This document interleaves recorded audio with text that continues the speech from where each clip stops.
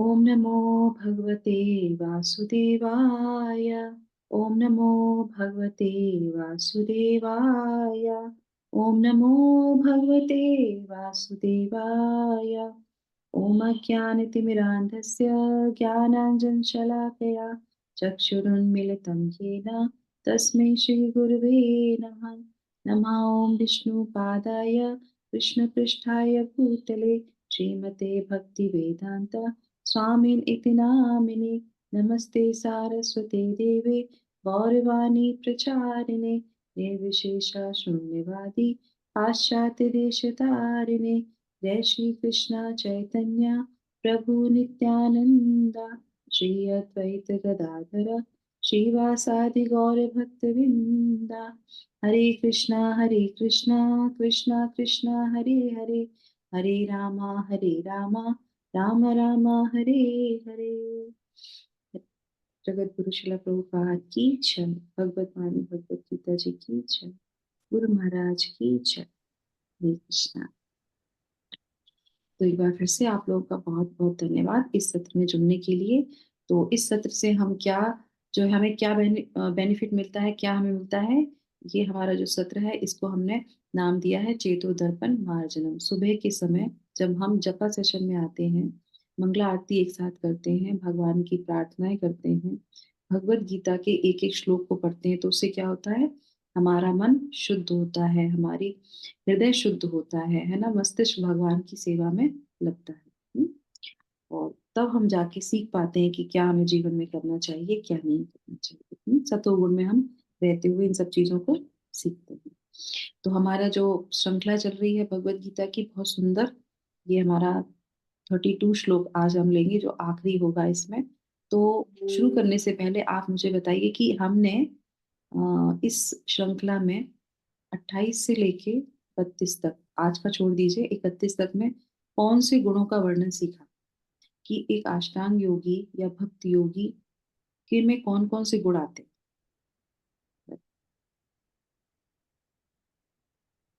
कोई बता सकता है? हम्म? जब जपा करते हैं, साधना करते हैं, अष्टांग योगी जो पूरे नियम फॉलो करते हैं, तो किस स्थिति पे पहुंच के उसमें कौन कौन से गुण आ जाते हैं? हरे कृष्णा, मेरी आवाज आ रही है आप लोगों को? हम्म? समदृष्टि हो जाता है वो। हम्म? हाँ, समदृष्टि हो जाता है। यस मेरी माता हरे कृष्णा माता जी। जी। तो मन शांत हो जाता है, मन को हम कंट्रोल कर सकते हैं। और जैसे आप बताए, समदृष्टि हो जाते हैं। जय विजय लोभ जो माया सब, वो सब में हम अपने आप को अ, अपने इंद्रियों को कंट्रोल करके, मन को भी कंट्रोल करके बुद्धि से हम आगे बढ़ सकते हैं भक्ति में। यस। तो हम लोगों ने श्रृंखला में सीखा था कि किस तरह से सारी इंद्रियों को निग्रह करते हैं और उसके बाद मन को भी नियंत्रित करते हैं बुद्धि के द्वारा। ये श्रृंखला आगे होते होते जब इस स्थिति पे पहुंचता है समाधि पे, तो वो गुण क्या डेवलप होता है कि दृष्टि उसकी बदल जाती है, समदर्शिना वो हो जाता है। हर समय वो भगवान को देखता है, हर जगह भगवान को देखता है, हर वस्तु में भगवान को देखता है। तो इस तरह की उसकी स्थिति हो जाती है। तो ये जो हमारा है, ये आज का हमारा ये यहाँ पे एक्रोनिम जो है पूरा हो जाएगा। तो अभी तक जो हम लोगों ने पढ़ा था उसमें था कि दृष्टि के बारे में, है ना, मोर ओवर उसमें दृष्टि के बारे में परफेक्ट विजन बता रहे थे उसके बारे में। पर आज का जो श्लोक है उसका गुण क्या है, इसमें जो है भगवान बता रहे हैं उसके जो है एक्शन क्या होता है। हम्म? वो कैसे कार्य करता है। अभी तक विजन हो गया, दृष्टि हो गई, है ना, अब क्या है, अब यहाँ पे हो गया उसका परफेक्ट विजन, उसका जो है कैसे हो जाता है ना।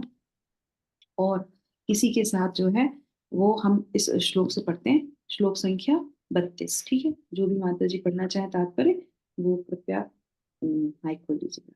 हम्म?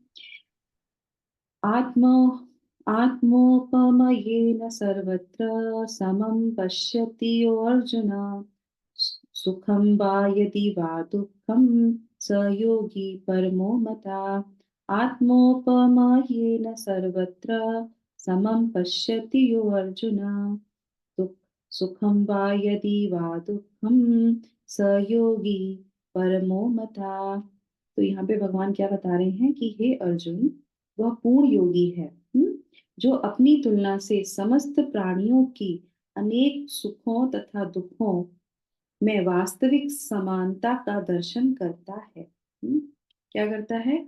वो दूसरों के, समस्त प्राणियों में सब आ जाते हैं, जो भी जीवित जीव है सब प्राणियों में उसके दुख को सुख को जो है वो महसूस करता है, पहचान पाता है, उसको समझ पाता है। ठीक है, पहले हम व्याख्या लेते हैं, पहले हम तात्पर्य लेते हैं, उसके बाद हम व्याख्या करेंगे। यस, कौन पढ़ना चाहेंगे?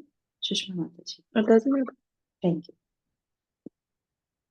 हरे कृष्णा। तात्पर्य जगतगुरु श्रील प्रभुपाद की जय। कृष्ण भावना भावित व्यक्ति पूर्ण योगी होता है। वह अपने व्यक्तिगत अनुभव से प्रत्येक प्राणी के सुख तथा दुख से अवगत होता है। जीव के दुख का कारण ईश्वर से अपने संबंध का विस्मरण होना है। सुख का कारण कृष्ण को मनुष्य के समस्त कार्यों का परम भोक्ता, समस्त भूमि तथा लोकों का स्वामी एवं समस्त जीवों का परम हितैषी मित्र समझना है। पूर्ण योगी यह जानता है कि भौतिक प्रकृति के गुणों से प्रभावित बद्ध जीव कृष्ण से अपने संबंध को भूल जाने के कारण 3 प्रकार के भौतिक तापों, दुखों को भोगता है, और चूंकि कृष्ण भावना भावित व्यक्ति सुखी होता है, इसलिए वह कृष्ण ज्ञान को सर्वत्र वितरित कर देना चाहता है। चूंकि पूर्ण योगी कृष्ण भावना भावित बनने के महत्व को घोषित करता चलता है, अतः वह विश्व का सर्वश्रेष्ठ उपकारी एवं भगवान का प्रियतम सेवक है। न च तस्मान मनुष्येषु कंचन प्रिय कृतमः। भगवत गीता 18.69। दूसरे शब्दों में भगवत भक्त सदैव जीवों के कल्याण को देखता है और इस तरह वह प्रत्येक प्राणी का सखा होता है। वह सर्वश्रेष्ठ योगी है क्योंकि वह स्वतः सुखाय सिद्धि नहीं चाहता, अपितु अन्यों के लिए भी चाहता है। वह अपने मित्र जीवों से द्वेष नहीं करता। यही है वह अंतर जो एक भगवत भक्त तथा आत्मोन्नति में ही रुचि रखने वाले योगी में होता है। जो योगी पूर्ण रूप से ध्यान धरने के लिए एकांत स्थान में चला जाता है, वह उतना पूर्ण नहीं होता जितना कि वह भक्त जो प्रत्येक व्यक्ति को कृष्ण भावना भावित बनाने का प्रयास करता है। Hare Krishna. Thank you so much माता जी। हरे कृष्णा सुषमा माता जी। तो यहाँ पे क्या बोल रहे हैं कि वो जो है स्वांतः सुखाय सिद्धि नहीं चाहता। कौन? जो परफेक्ट योगी हो जाता है, जो उस स्थिति पे पहुंच जाता है। दूसरा जो है वो क्या है? वो अपना संबंध भगवान से जानता है कि अगर हमारा भगवान से संबंध होगा तो ही खुशी का कारण वो ही है, नहीं तो क्या है, दुख का ही कारण मिलेगा। सबसे ज्यादा सुखी जो भगवान से, कृष्ण से जुड़े रहते हैं, है ना। वो कहते हैं कि क्या आप लोगों को मिलता है? ये जिसकी शादी हो गई वो भी दुखी है, जिसकी शादी नहीं हुई है वो भी दुखी है, जो पढ़ रहे हैं वो भी दुखी है। तो जिंदगी में सबसे ज्यादा सुखी कौन है? सबसे ज्यादा सुखी वो होते हैं जो कृष्ण भगवान का नाम लेते हैं, है ना। तो इस तरीके से तो आते हैं इसकी थोड़ी सी टिप्पणी। आप मुझे बताइए, एक शब्द आता है अंग्रेजी में जिसको बोलते हैं सिंपैथी, है ना। सिंपैथी होता है और एक इम्पैथी होता है। तो इन दोनों में किसी को पता डिफरेंस क्या है, सिंपैथी और इम्पैथी में? सिंपैथी इम्पैथी, आज सुमन माता जी नहीं है। सिंपैथी बता दीजिए, क्या होता है सिंपैथी? माता जी, किसी से भावना से जुड़ना, उसके साथ दया भावना रखना। यस, सिंपैथी करना मतलब जो है उपकार करना। संवेदनशील होना। हाँ, यस, उपकार करते ना, करुणा आ जाती है, सिंपैथी कर दी हमने, है ना, दया भाव आ गया हमारे अंदर, है ना। इम्पैथी का मतलब क्या होता है? इम्पैथी का मतलब होता है कि जो वो सोचता है, जो वो फील कर रहा है सामने वाला, वो ही हम फील कर रहे हैं। ठीक है, तो इंग्लिश में ये दो टर्म्स आते हैं, सिंपैथी और इम्पैथी। संस्कृत में इस शब्द को बहुत अच्छी तरीके से बोला जाता है। उसको क्या बोलते हैं? आत्मीयता। उसको क्या बोलते हैं? आत्मीयता, मतलब आत्मा से आत्मा का कनेक्शन। जो ये आत्मा महसूस कर रही है, जो उस वो सामने वाला वो ही आत्मा में वैसा ही महसूस करेगा। इसको बोलते हैं आत्मीयता से। तो ये जो गुण है संस्कृत इसीलिए कहते हैं संस्कृत बहुत अच्छी भाषा है, संस्कृत से ही सब निकला है। तो संस्कृत में बोलते हैं आत्मीयता, आत्मा से हम उसको एक्सेप्ट करते हैं, चाहे उसका दुख हो चाहे उसका सुख हो। मतलब क्या है यहाँ पे, ये जो सिद्ध योगी है, ये जो भक्त है, वो उसको जो है क्या करता है, इसको जो है वो एक्सपीरियंस करता है ना। अभी वहां पे करुणा है, दया है, पर एक्सपीरियंस नहीं कर सकता। तो यहाँ पे ये अवस्था पे आने के बाद वो ये फील करता है कि तुमको जितना दुख हो रहा है उतना ही दुख मुझे भी हो रहा है, मैं उस चीज को फील कर सकता हूँ, मैं उसको एक्सपीरियंस कर सकता हूँ। ऐसा कौन थी वैसे बताइए, कुंती महारानी, है ना। कुंती महारानी ने क्या कहा था कि नहीं, आप जो है उनके पुत्रों को मत मारिए। किनके किनके पुत्रों को मारने के लिए मना कर दिया था उन्होंने? राष्ट्रीय के आचार्य के द्रोणाचार्य। अश्वत्थामा को मारने के लिए मना कर। हाँ, क्यों मना कर दिया था कि नहीं, मुझे पता है कि मैं जो दुख भोग रही हूँ उसकी भी माँ को वैसा ही दुख होगा, तो मैं नहीं चाहती कि तुम उनको उनका वध करो। तो ये बोलते हैं आत्मीयता, तो ये एक ऊंची सिद्ध अवस्था की होती है, ठीक है। तो इसमें हम देखेंगे, तो यहाँ पे बोल रहे हैं कि ये आत्मीयता उस भक्त के अंदर आ जाती है। पर दुख में वो दुखी होता है, पर सुख में वो प्रसन्न होता है। और हर एक प्रत्येक जीव के अंदर, प्रत्येक जीव को, जैसे अभी हम लोग देखते हैं सॉल्टर हाउस, ये स्लॉटर हाउस हैं, लोग परेशान हो रहे हैं, गरीब हैं, कुछ हैं, तो उनको देख के दुख तकलीफ होती है, तो ये स्थिति उस व्यक्ति की हो जाती है। तो यहाँ पे है आत्मोपम येन सर्वत्र समः पश्यते, अपने से तुलना करके प्रत्येक जीव के जीवन में जो सुख दुख चल रहा है वह उसको समझ पाता है, वो उसको क्या करता है, उसको एक्सपीरियंस करता है। तो इस तरीके से यहाँ पे बता रहे हैं। तो इसके संदर्भ में एक एग्जाम्पल मैं आपको बताती हूँ कि जो प्रहलाद महाराज थे, तो उनका श्रीमद् भागवतम में विवरण आता है। तो प्रहलाद महाराज जब हिरण्यकशिपु जब वो चल रहा था, तो उसके बाद वध हो गया, और उसके बाद फिर उनको बुलाया गया कि आप आपके लिए विमान आएगा और आप भगवान के धाम पे जाएंगे। तो उस समय वो प्रार्थना करते हैं नरसिंह देव से, और क्या कहते हैं कि मुझे भगवत धाम नहीं जाना, मैं तब तक भगवत धाम नहीं जाऊंगा जब तक कि सारे के सारे जितने भी ये पापी मनुष्य हैं या जो मूर्ख हैं, जो नहीं जानते आपको, जो भगवत धाम नहीं जानते, जब तक ये सब नहीं जाएंगे भगवत धाम, तब तक मैं नहीं जाऊंगा। ऐसा कौन कौन बोलते हैं? प्रहलाद महाराज। ऐसा कोई बोल सकता है? अरे वो कहेंगे अरे भाई आपके लिए विमान आया है तो आप जाइए, दूसरों की चिंता छोड़ दीजिए, है ना। आपने इतना अच्छा जो है प्रेयर करी है और इतनी अच्छी भक्ति करी है, इसलिए आपके लिए विमान आया, इसलिए आप जाइए। कोई भक्त ऐसा कर सकता है कि अगर उसके लिए आगे नहीं नहीं सब लोग जाएंगे तभी मैं जाऊंगा, नहीं तो नहीं जाऊंगा?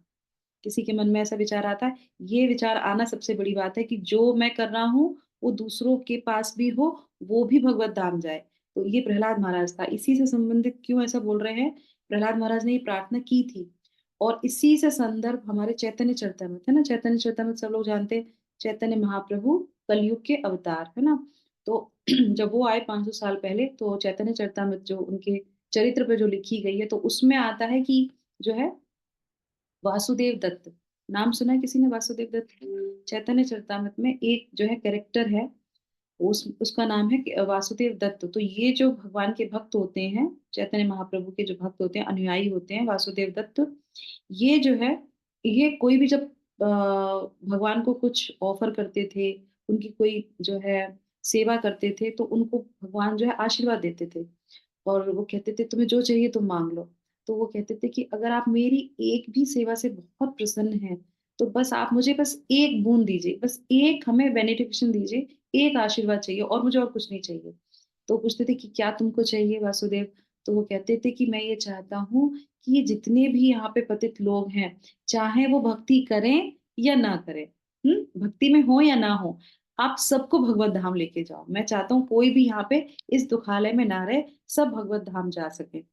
तो उस समय चैतन्य महाप्रभु जो है मुस्कुराते हैं और प्रसन्न होते हैं, और ये क्या कहते हैं, वो ये कहते हैं कि हाँ, तुम्हारी प्रार्थना पहले भी, क्योंकि तुम इनकारनेशन किसके हो? प्रहलाद महाराज की।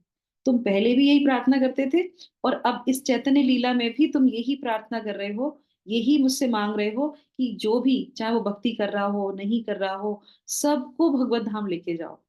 और चैतन्य महाप्रभु कहते हैं कि ऐसा तो मुश्किल जो है पूरा नहीं हो सकता, होगा, धीरे धीरे करके लोग आएंगे भक्ति में तो भी जा सकते हैं, नहीं तो यहाँ के लोक में और उस लोक में क्या अंतर रह जाएगा, है ना।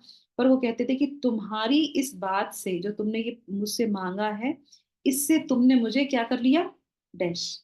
अब आप बताइए चैतन्य महाप्रभु ने क्या कहा होगा उससे, उनसे, कि तुमने इस चीज से मुझे, वश में कर लिया या हाँ हाँ, प्रसन्न कर दिया। ओके, वश में कर लिया और प्रसन्न कर प्रसन्न कर लिया और कृतज्ञ कर लिया। कृतज्ञ कर लिया। ये हमने पिछली बार डैश किया था तो उसमें हमने कृतज्ञ किया था, ठीक है। अब की बार वशीभूत माता जी, वशीभूत। वशीभूत, बहुत क्लोज, वेरी क्लोज, यस। और बांध लिया, बांध नहीं लिया, खरीद लिया, सॉरी, क्या कर लिया, खरीद लिया। तुम्हारे इस वाक्य से, तुम्हारी इस भावना से तुमने मुझे क्या कर लिया, खरीद लिया। अब आप सोचिए, जो व्यक्ति इस तरह की भावना रखता है दूसरों के प्रति, भगवान क्या कह रहे हैं, जाएगा नहीं जाएगा वो अलग बात है, पर जो व्यक्ति ऐसी भावना रखता है, जिसके मन में भी ऐसा विचार है, भगवान क्या कहते हैं कि वो व्यक्ति मुझे खरीद लेता है। अब खरीदने का मतलब क्या है, नौकर बन गए आप तो, अब जो वो सोचेगा वो ही भगवान करेंगे। तो ये है भगवान की भावना उस व्यक्ति के लिए। तो आप सोचिए कितनी बड़ी आशीर्वाद भगवान देते हैं ऐसे भक्तों को, जिनका हृदय इतना साफ होता है, वो करुणा से भरे होते हैं, और उतना ही जो है दुख सुख वो वैसा ही जो है। हमारे हृदय में क्या है, किसी को सुख मिल गया तो हमको ईर्ष्या हो गई, किसी को दुख हो गया, अच्छा ही हुआ उसके साथ ऐसा होना था। ये भावना जब तक रहेगी, हम भगवान को प्राप्त नहीं कर सकते। हमारे अंदर ये क्रोध, ये ईर्ष्या, ये जलन सूक्ष्म रूप से कहीं ना कहीं रहती है। जो चीज देखिए आप, कभी कभी पता चलेगा, स्वयं ये सारी चीजें स्वयं को पता चलती, दूसरे को नहीं पता चल पाती हैं। पर अगर ये चीज रहती है अंदर से, तो हम कभी भी भगवत धाम नहीं जा सकते। भक्ति में धीरे धीरे धीरे धीरे धीरे धीरे ये सब, डेली हम जपा करेंगे, डेली हम नाम जप करेंगे, डेली हम भगवत गीता पढ़ेंगे, सिद्धांतों को समझेंगे, सेवा करेंगे, गुरु की सेवा करेंगे, वैष्णवों की सेवा करेंगे, तो हमारा ये चेतो दर्पण मार्जनम होगा, हमारा चित्त साफ होगा। इसी की प्रैक्टिस हम करते हैं। तभी हमने कल के श्लोक में क्या सीखा था, कि हमें नियमित रूप से ये करते रहना चाहिए। हम करते रहेंगे करते रहेंगे करते रहेंगे, हमारा चित्त साफ होगा और हम भगवत धाम चले जाएंगे, है ना। इसी के साथ ये हो गया। इसके साथ जो है एक और जो है उदाहरण, तो ऐसे जो हमारे गुरुजन होते हैं उनका हृदय ऐसे ही होता है ना। वो क्या करते हैं, वो भव सागर में जो नाव है जिससे ये सारे भक्तों को ले जाया जाएगा, एक तरफ तो वो उस नाव की क्या करते हैं, रस्सी को पकड़े रहते हैं, है ना, और दूसरे हाथ से क्या करते हैं, उनको जो है पतित आत्माओं को उस नाव में खींचते रहते हैं। करते हैं कि नहीं करते। अब वो कह रहे हैं कि तुम मेरी शरण में आ जाओ, जो मैं बोल रहा हूँ तुम वो कर लो। वो अपना हाथ देते हैं, पर हम जैसे पतित लोग क्या करते हैं, हम अपना हाथ ही नहीं देना चाहते। सब कुछ जानते हुए भी हम उनको अपना हाथ नहीं देते हैं।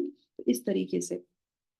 और ये वैष्णव जब इतने कृपालु होते हैं, एक भजन जो है बहुत फेमस भजन है, कौन सा है, वैष्णव जन तो तेने कहिए, पीर पराई जाने के, पर दुखे, क्या है, पर दुखे उपकार करे तो, ये मन अभिमान ना आए रे, वैष्णव जन तो तेने कहिए। वैष्णव जन उनको कहते हैं जो दूसरों की पीड़ा को समझ सकता है। इसीलिए वो चाहते हैं, हम लोग सुबह सुबह उठ के गुरु का जो है अष्टकम गाते हैं, तो उसमें कहते हैं संसार दावा भव, ये जो संसार है वो क्या है, दावाग्नि की तरह तड़प रहा है। तो ये जो गुरु है, ये गुरु ही वर्षा करते हैं और इस दावाग्नि से हमको निकाल के बाहर करते हैं, और हम उनको प्रणाम करते हैं। और सिर्फ गुरु नहीं, गुरून मतलब सारे गुरुओं को हम प्रणाम करते हैं। तो गुरु एक नहीं, पूरी गुरु परंपरा को, क्योंकि वो एक कहने से नहीं। तो आज क्या है, आज हमारे शिला जो है भक्ति सिद्धांत सरस्वती महाराज का डिसअपीयरेंस डे है। मतलब हमारे जो शिला प्रभुपाद हैं उनके गुरु महाराज। तो हम लोग जब सुबह गुरु प्रार्थना करते हैं, तो हम पूरी परंपरा को जो है क्या करते हैं, प्रणाम करते हैं, क्योंकि उनके गुरु ने उनको वो शिक्षा दी।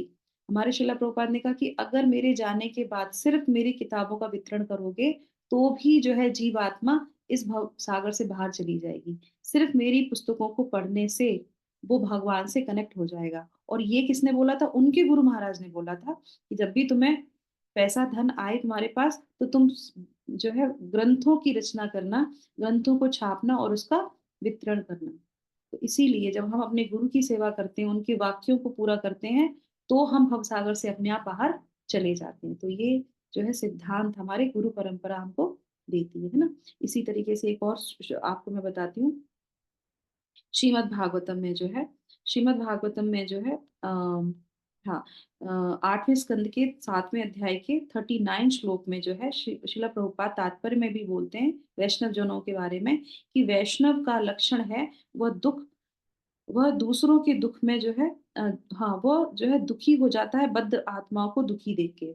बद्ध आत्माओं को जब वो देखता है ये बंधन में बंद है, तो उनको देख के वो बहुत दुखी हो जाता है। और वो जब कोई भी बहुत सुखी रहता है, हाँ, और जब वो मुक्त होता है तो उसको देख के वो बहुत प्रसन्न हो जाता है। और अगर यदि कोई किसी को उपदेश दे रहा है, जैसे मान लीजिए मैं आपको ये उपदेश दे रही हूँ, कोई भी उपदेश दे रही हूँ, है ना? अगर उस उपदेश का वो पूरा हो ही नहीं सकता अगर मैं ये ना बोलूँ आपको कि इस चीज़ से सुख मिलेगा। सबसे बड़ा सुख क्या है? जैसे हम लोगों ने भी तात्पर्य में पढ़ा कि अगर कोई भगवान से कनेक्ट होता है, तो वो सच में सुखी हो सकता है। सबसे बड़ी सेवा क्या है? भगवान से किसी को जोड़ना, भगवान की वाणी से किसी को जोड़ना। तो उसका उपदेश तभी सार्थक है, जब वो उसको सही मायने में सही सुख को दे सकता है। नहीं तो उसका कोई भी उपदेश, कोई भी कितनी भी मोटिवेशन वाली स्पीकर हो, कोई भी कुछ भी बताता रहे, अगर वो कृष्ण से आपको नहीं जोड़ता, अगर वो गुरु से आपको नहीं जोड़ता, तो वो बिल्कुल भी क्या है? व्यर्थ है। उसका कोई भी उपदेश का कोई अर्थ निकलता ही नहीं है। ऐसा श्रील प्रभुपाद अपने इसमें बोलते हैं। और वैष्णव जन से बहुत अच्छा एक एग्जाम्पल और क्या आता है? वैष्णवा नाम यथा शंभु, उन्होंने क्या किया था सबके लिए, सबके कल्याण के लिए? सबको दुखी, सब दुखी हो रहे थे तो उन्होंने क्या किया था? विष पी लिया था। समुद्र मंथन जब हुआ तो विष निकला, है ना? तो उन्होंने विष पी लिया, और जब उन्होंने देखा कि जब मैंने विष पी लिया तो सारे लोग प्रसन्न हो गए, अरे वाह, अब हम सब लोग बच जाएंगे, क्योंकि विष जो है, नहीं तो छलक रहा था, वो तो जा रहा था, वो कोई ना कोई सबकी उसमें मृत्यु होती। तो उन्होंने सब पी लिया। जब उन्होंने देखा कि सब खुश हो गए मेरे विष पीने से, तो वो भी प्रसन्न हो गए। उनको इस चीज का दुख नहीं हुआ कि मेरे कंठ में विष है, पर वो प्रसन्न, क्योंकि सब प्रसन्न हो गए उस चीज से, तो वो भी प्रसन्न हो गए। तो ये है वैष्णवों के गुण। इसी के साथ एक और एग्जाम्पल मैं आपको देती हूँ शिला प्रभुपाद का। शिला प्रभुपाद जो है एक बार मायापुर में जो लोटस बिल्डिंग है, जिसमें उनका कमरा है, तो वहां पे वो तब बन रहा था मायापुर का मंदिर। तो वहां पे वो अपनी छत पे खड़े होते हैं लोटस बिल्डिंग की ऊपर वाली मंजिल में। और वहां पे क्या होता है कि प्रसादम वगैरह होने के बाद जो कचरा होता है, जो वेस्टेज होती है, वो सब जो है डाला जा रहा था। और तभी वो ऊपर से देखते हैं कि जब वो फेंका जाता है तो उसके बाद बहुत सारे बच्चे आते हैं और आके उस कूड़े पे जो है एकदम से टूट पड़ते हैं, और उसमें से निकाल निकाल के जो बचा बचाया खाना होता है उसको खाने लगते हैं। जब वो ऐसा देखते हैं तो उनकी आंखों में से आंसू आ जाते हैं, वो रोने लगते हैं। और वहीं पे जो है ब्रह्मानंद खड़े होते हैं, तो उनकी तरफ मुंह मोड़ के वो बोलते हैं कि ब्रह्मानंद, आज से, अभी से जो भी इस्कॉन टेम्पल बनेगा, जो भी अभी तक है या जो भी अब बनेंगे आगे भविष्य भविष्य में भी, 10 किलोमीटर तक, 10 किलोमीटर तक कोई भी जो है मनुष्य भूखा नहीं जाना चाहिए। उसकी जिम्मेदारी इस्कॉन मंदिर की होनी चाहिए। जो भी 10 किलोमीटर के आसपास की एरिया में जो लोग भी हैं, वो सब यहाँ पे फ्री प्रसादम खाएंगे। इसकी आज से ही व्यवस्था कर दो। जबकि कोई पैसा नहीं था, कुछ भी नहीं था, हम लोग सब, वो लोग जगह जगह से ले लेके मंदिर कर रहे थे, पर उन्होंने ये बोल दिया। और आज भी उस चीज का पालन हो रहा है कि मंदिर में फ्री प्रसाद बंटता है। कोविड हुआ, कोई परेशानी आई, तो सबको प्रसादन देना है। क्यों? शिला प्रभुपाद ने कहा था कि कोई भी भूखा नहीं जाना चाहिए इस्कॉन के 10 किलोमीटर तक के आसपास के क्षेत्र में। तो ये आज भी हर जो है मंदिर में इस चीज को किया जा रहा है। क्यों? क्योंकि दुखी वो व्यक्ति हो जाते थे। ठीक है। इस्कॉन टेम्पल से मुझे याद आया कि इस्कॉन टेम्पल का एक नियम है, 5 नियम है जो होते ही होते हैं। आप लोगों में कोई बता सकता है कि कौन से 5 नियमों को लेके मंदिर चलता है? वो हर जगह होता ही होता है। अगर वो नहीं है तो मतलब समझ लो वो इस्कॉन टेम्पल नहीं है। एक तो संडे फीस्ट।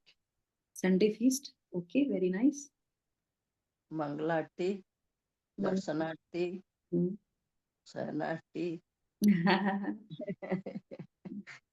ओके, तो 5 मुख्य चीजें हैं जो हमारे शिला प्रभुपाद ने बताई है कि कोई भी मंदिर में आता है तो उसको ये 5 चीजें मिलनी चाहिए। 5 चीजें उस व्यक्ति को मिलनी चाहिए। ये हमारा टॉपिक चल रहा है कि दूसरे को वो क्या देते हैं। हाँ, तो जैसे माता प्रसाद। जी ने बताया प्रसाद, संडे फीस्ट। तो जो जीव आएगा उस मंदिर के क्षेत्र के आसपास, उसको क्या मिलना चाहिए? अब यहाँ पे बात चल रही है वो सुखी कैसे हो, है ना? तो उसका कनेक्शन कैसे हो? तो सबसे पहले कृष्ण दर्शन। तो जो भी आएगा उसको कृष्ण के दर्शन होने चाहिए। तो आपने देखे होंगे सबसे सुंदर तरीके से भगवान को सजाया जाता है और भगवान के दर्शन किए जाते हैं, चाहे मंगला आरती हो, दर्शन आरती हो, उसके बाद शयन आरती हो, जो भी हो, सब में भगवान के बहुत सुंदर दर्शन कराए जाते हैं। तो कृष्ण दर्शन नंबर 2, नंबर 1। नंबर 2 कौन सा है? नंबर 2, कृष्ण लीलाओं का श्रवण, शास्त्रों का अध्ययन, मतलब कृष्ण के बारे में तत्व ज्ञान भी उसको मिलना चाहिए। तो ये मंदिर की खासियत है। दर्शन, कृष्ण दर्शन और कृष्ण तत्व का दर्शन, यानी कि शास्त्रों का श्रवण वो करेगा, चाहे वो गीता हो, भागवत हो। और ये नियमित रूप से हर मंदिर में होता ही है। कोई भी आए उसको वहां पे कथा सुनते मिल जाएगी, सुबह भागवतम, शाम को भगवत गीता। उसके बाद तीसरा क्या है? तीसरा आप बताओ जल्दी जल्दी। खिचड़ी प्रसाद, खिचड़ी प्रसाद तो है ही। कीर्तन, हम्म, कीर्तन मंदिर। कीर्तन, वेरी वेरी नाइस। तो कृष्ण कीर्तन, अब कृष्ण कीर्तन में भी 2 भाग हैं। कौन से हैं? एक कृष्ण कीर्तन हो गया नाम संकीर्तन, और एक हो गया पुस्तकों का वितरण। ये भी कीर्तन ही है ना, संकीर्तन। संकीर्तन में जाते हैं और पुस्तकों, तो पुस्तकों का वितरण करना है और क्या करना है? नाम का संकीर्तन करना है। तो ये 2 चीजें हो गई हमारे कीर्तन में, संकीर्तन में, कृष्ण संकीर्तन में। और उसके बाद क्या है? कृष्ण भक्त। मंदिर में कृष्ण भक्त जरूर मिलेंगे आपको। तो ये क्या है? ये ब्रह्म संस्पर्श हो गया है ना, ब्रह्म स्पर्श हो गया कि भगवान, जो भगवान से कनेक्ट है वो व्यक्ति भी आपको वहां मिलेगा। अगर वो मिलेगा नहीं आपको तो आपको वो कैसे जोड़ेगा? करेक्ट। आप मंदिर में जाएंगे तभी तो कोई भक्त आपको बोलेगा कि आप पहली बार आए हैं, आप माला कर लीजिए, आप भगवत गीता ले लीजिए। वो कोई भक्त होगा वही आपको बोलेगा। करेक्ट। पुजारी तो कभी नहीं बोलता आपको आके, क्योंकि वो तो भगवान की सेवा में लगा है। तो वो भक्त वहां पे जरूर ऐसे होंगे जो आपको भगवान से कनेक्ट करेंगे। तो ये इस्कॉन की खासियत है। बहुत से लोग इस चीज से फ्रस्ट्रेट हो जाते हैं, अरे इस्कॉन में जाओ, वो पीछे पड़ जाते हैं, किताब ले लो, जपा कर लो, ये कर लो, गीता क्लास ज्वाइन कर लो। नहीं, ये बोला गया है, ये धार्मिक है, ये प्रवृत्ति बताई गई है कि ऐसा करने से कोई जीवात्मा भगवान से जुड़ सकती है। तो ये हो गया, कृष्ण के जो भक्त हैं वो वहां पे मिलेंगे। और उसके बाद संतोष निवातन ने 4-5 बात बोला था, वो लास्ट में क्या है? कृष्ण प्रसाद। तो इस तरीके से ये 5 चीजें हो गई। तो कृष्ण प्रसाद अवश्य ही उस मंदिर में होना चाहिए। तो ये 5 चीजों को लेके हमारा जो है मंदिर पूरी तरीके से कार्य करता है। अगर वो ऐसा, इसमें एक भी चीज कमी नहीं होनी चाहिए। ठीक है।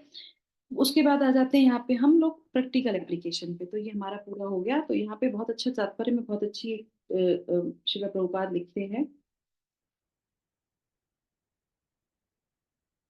बद्ध जीव कृष्ण से अपने संबंध को भूल जाने के कारण 3 प्रकार से भौतिक तापों यानी कि दुखों को भोगता है।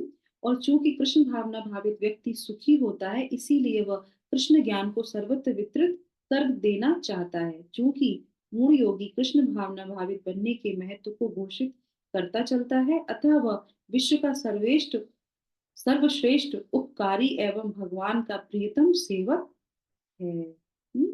और इसके बाद जो होता है, जो योगी पूर्ण रूप से ध्यान धरने के लिए एकांत स्थान में चला जाता है, वह उतना पूर्ण नहीं होता जितना कि वह भक्त जो प्रत्येक व्यक्ति को कृष्ण भावना भावित बनाने का प्रयास करता रहता है। तो हमें क्या समझ में आया प्रैक्टिकल एप्लीकेशन में? आप बताइए इस तात्पर्य से, इस श्लोक से, कि उस कि हमें क्या करना चाहिए। मैंने हाईलाइट करके पढ़ लिया, इसलिए क्या करना चाहिए हमको? हम कोशिश करते रहना चाहिए अपने आसपास सभी को भक्त बनाने के लिए, कृष्णा का कथा सुनाने के लिए।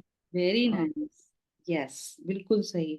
हमें प्रयास करना चाहिए जो हमारे पास है हम उसको दूसरों को दें, है ना? हम भगवत गीता पढ़ रहे हैं, हम भगवत गीता के लिए प्रयास करें। हम नाम जप कर रहे हैं, हम उसको नाम जप दें।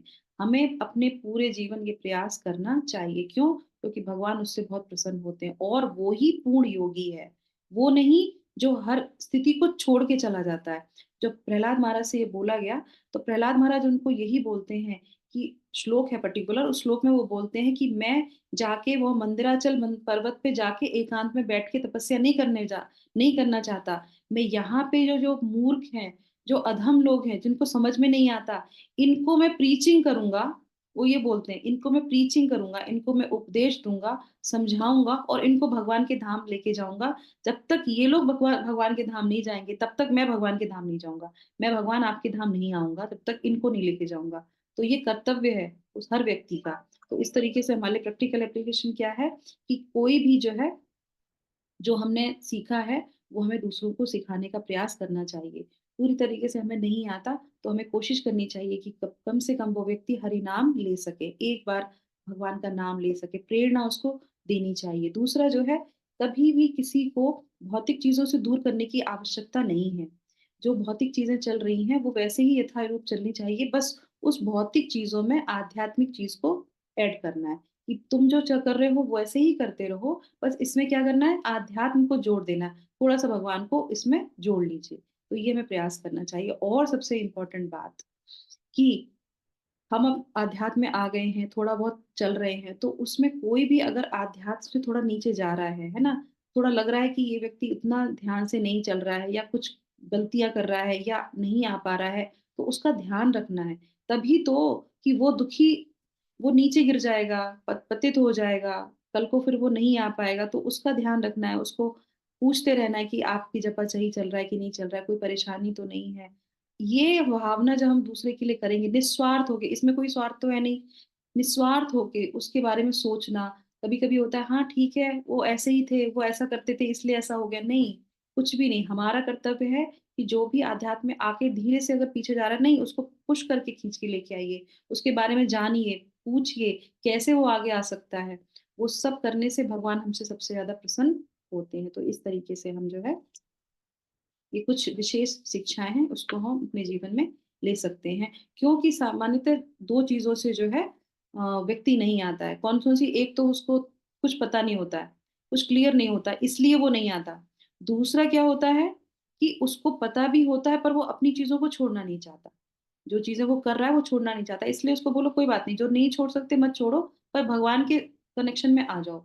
इस तरीके से वो हो सकता है ना। और तभी हमारा ये क्या कहलाएगा, वसुदेव कुटुंब, है ना। हम जब पूरी तरीके से सब लोग को, जैसे हमारा ये सत्र है, हम सब लोग कई अलग अलग जगह से यहाँ पे जुड़ते हैं, तो ये हमारा क्या हो गया, वसुदेव कुटुंब हो गया। हम एक दूसरे की सहायता करते हैं, एक साथ आके भगवत गीता पढ़ते हैं, भागवतम पढ़ते हैं, भगवान का नाम जप करते हैं, गुण लीलाएं सुनते हैं, दूसरों के हृदय को, दुखों को सुनते हैं, उनके लिए प्रार्थनाएं करते हैं। बस इसी से हम भगवत धाम जा सकते हैं। हमें बस इतना ही करना है। क्या करना है? बस लगे रहना है।